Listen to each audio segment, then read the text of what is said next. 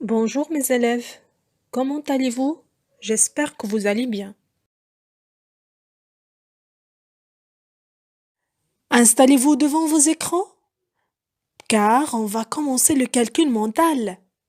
Cette activité de calcul mental est consacrée à la multiplication. Nous allons essayer d'apprendre à quoi ça sert la multiplication. Alors, que vaut 5 fois 3?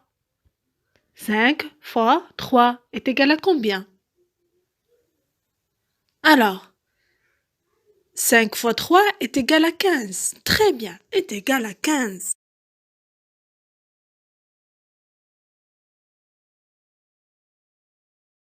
En mathématiques, il y a plusieurs techniques pour faire des calculs.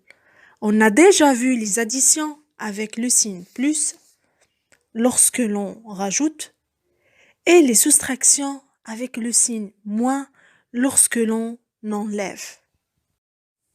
Dans cette situation, j'ai 5 groupes de 3 élèves.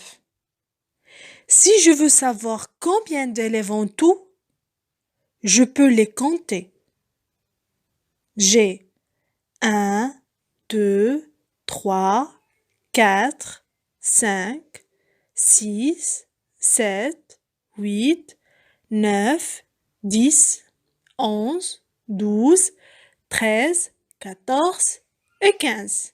Donc, j'ai 15 en tout.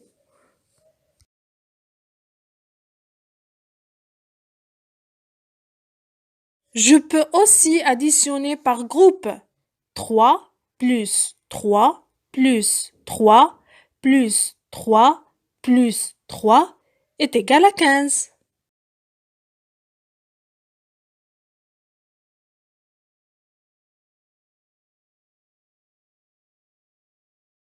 Ou avec la multiplication. 5 multiplié par 3 est égal à 15. 5 indique le nombre de groupes dans cette situation et 3 indique le nombre d'élèves dans chaque groupe. Passons maintenant à notre leçon décrivant des solides. La dernière fois, nous avons parlé de figures planes. Quelle figure plane connaissez-vous? Alors très bien. On a détecté le carré, le triangle, le rectangle et le disque. C'est très bien. Nous allons apprendre à décrire aujourd'hui des solides. Si vous observez bien ces solides, vous allez remarquer que les faces sont composées de figures planes que vous connaissez déjà. Vous voyez des carrés, des rectangles, des triangles et des disques. Donc, les solides sont souvent formés de faces planes, comme je viens de vous montrer. Voici le premier exemple, un cube. Le cube est constitué de carrés qui font partie de la famille polygone. Regardez cette vidéo pour savoir combien de faces possède-t-il.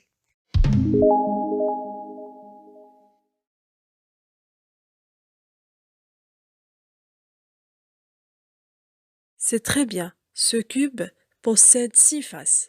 Voilà la première face, la deuxième face, la troisième face, la quatrième face, la cinquième face et la sixième face. Si je le ferme encore une fois, on va obtenir notre cube avec 6 faces, 12 arêtes et 8 sommets. Exemple numéro 2, un pavé droit. Le pavé droit est constitué de rectangles qui font partie de la même famille polygone. Regardez cette vidéo pour savoir combien de faces possède-t-il.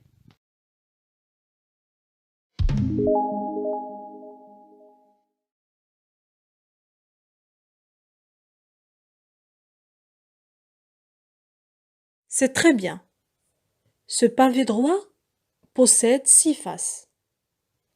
Alors, voilà la première face, la deuxième face, la troisième face, la quatrième face, la cinquième face et la sixième face. Vraiment, ces 6 faces sont rectangles. Si je le ferme encore une fois, on va obtenir notre pavé droit avec 6 faces, 12 arêtes et 8 sommets. Mes élèves, comment s'appelle ce solide? Exactement, c'est un pavé droit. Mais est-ce que ces faces sont des rectangles? Alors, ce pavé droit possède 4 faces rectangulaires et 2 faces carrées.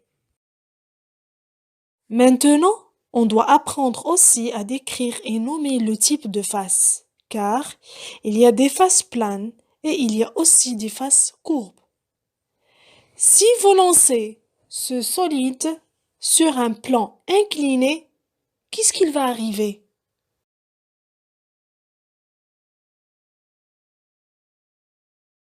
Il va rouler. Donc, on va dire que la boule a une face courbe, car il roule.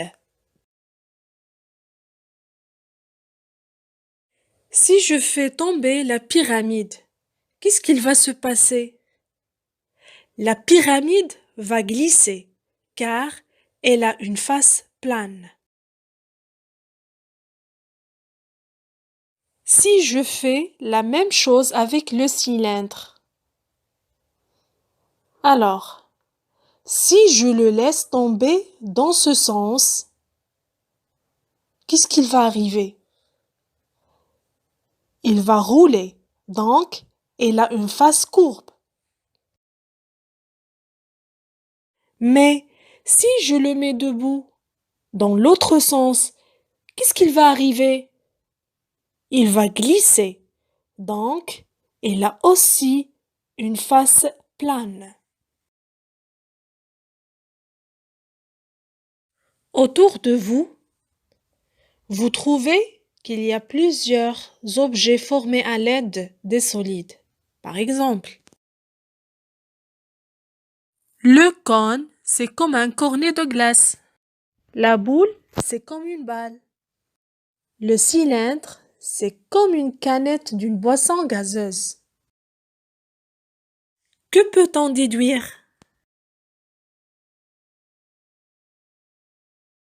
On déduit que le cylindre a 3 faces, une face courbe et 2 faces planes. La sphère ou la boule a une seule face courbe.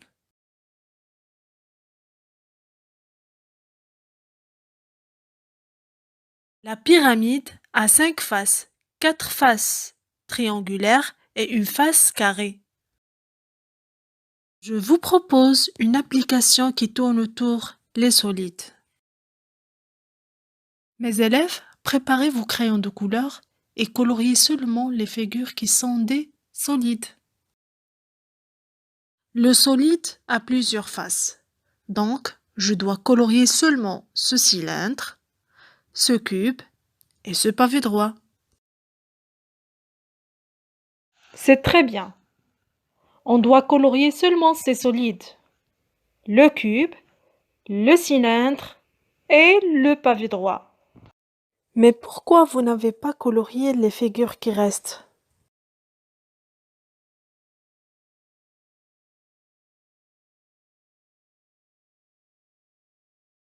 Car ces points sont situés dans un même plan. C'est tout pour notre leçon d'aujourd'hui. On a appris à nommer les solides et aussi à compter de faces et aussi à décrire les faces. Alors, les faces courbes qui roulent et les faces planes qui glissent. Au revoir.